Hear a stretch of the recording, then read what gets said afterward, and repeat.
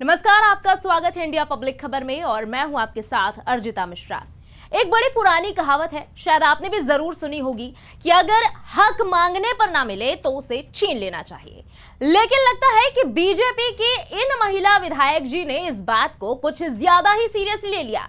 तभी तो नाव देखा न ताव, मारा झपट्टा, छीना पर्चा और जैसे आंधी की तरह एंट्री मारी थी वैसे ही तूफान की तरह चलती भी बनी और इस पूरे तमाशे का भरपूर फायदा उठाया समाजवादी पार्टी ने।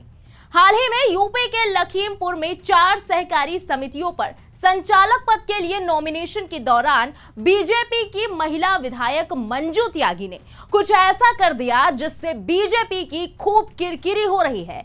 यहां चुनाव में तमाम लोगों ने अपना पर्चा दाखिल किया। आरोप है कि अफसर नामांकन पर्चे चेक कर रहे थे, तभी बीजेपी विधायक मंजू त्यागी की एंट्री होती है और मैडम मेज पर रखे सारे पर्चों के साथ साथ अफसर के हाथों से भी पर्चे तो झपटती हैं, बल्कि वहां पर रखे हुए कॉपी और रजिस्टर भी उठाकर तेज कदमों से बाहर निकल जाती हैं। मंजू त्यागी की इस हरकत पर अफसर भी सकपका जाते हैं, कुछ समझ नहीं पाते कि आखिर माजरा क्या हुआ। कहा तो यह भी जा रहा है कि उन्होंने सबके सामने पर्चा फाड़ भी दिया। वहीं इस पूरे मामले का वीडियो सोशल मीडिया पर अब जमकर वायरल हो रहा है। उधर बीजेपी एमएलए ने मारा झपट्टा, इधर सपा ने लगाया चौका। समाजवादी पार्टी ने मामले का वीडियो एक्स पर पोस्ट करते हुए लिखा कि लखीमपुर के श्रीनगर विधानसभा से बीजेपी विधायिका मंजू त्यागी ने गन्ना समिति के चुनाव का पर्चा एसडीएम के हाथ से छीन लिया और तेजी से भाग गई और योगी सरकार के अफसर मुंह ताकते रह गए। साथ ही बुलडोजर एक्शन का जिक्र कर तंज कसते हुए आगे लिखा कि अब सीएम योगी ये बताएं कि उनका बुलडोजर किस बिल में चला गया है। क्या यही है सुरक्षा व्यवस्था और निष्पक्ष चुनाव? शर्म करें, बेशर्मी छोड़ें और स्वीकार करें कि वो यूपी में गुंडई माफियागिरी के पोषक और निर्देशक खुद हैं। सत्ता की ताकत और सत्ता के मत से ये गुंडई यूपी में चल रही है और खुद सीएम योगी इसके संरक्षण दाता हैं।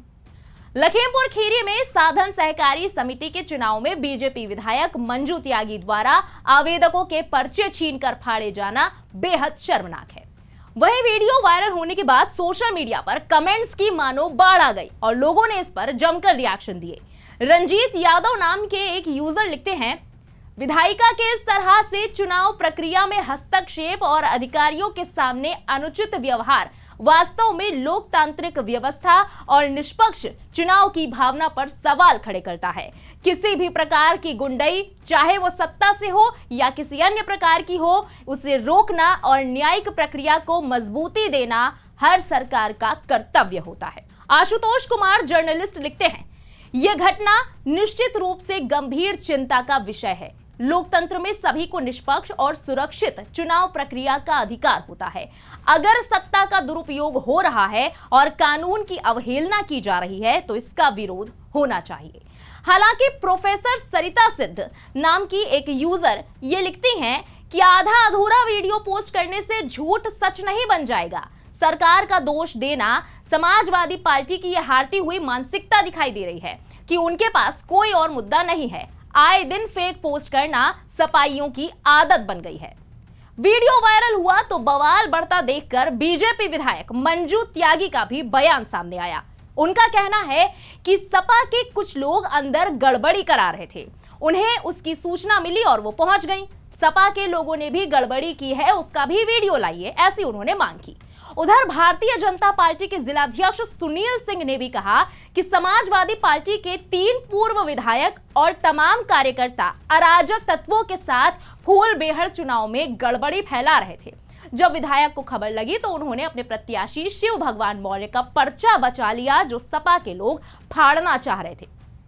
लेकिन इस मामले का जितना भी वीडियो सामने आया है, उसे देखने के बाद हर किसी के मन में यही सवाल उठ रहे हैं कि जिस तरह महिला विधायक तैश में एंट्री करते हुए पहले मेज पर रखे हुए पर्चे उठाती हैं और फिर अफसर के हाथ से भी पर्चे जबरदस्ती छीनकर निकल जाती हैं, वो कहां तक ठीक है?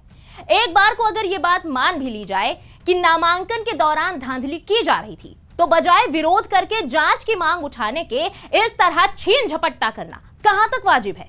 और यह सवाल तब और भी गंभीर हो जाता है जब विधायक जी पर पहले भी कभी अपने यहां तैनात कर्मचारी को पगार न देने और कभी अवैध खनन को लेकर एक पुलिस इंस्पेक्टर से फोन पर अभद्रता और जूते से मारने की धमकी देने जैसे कई आरोप लग चुके हों।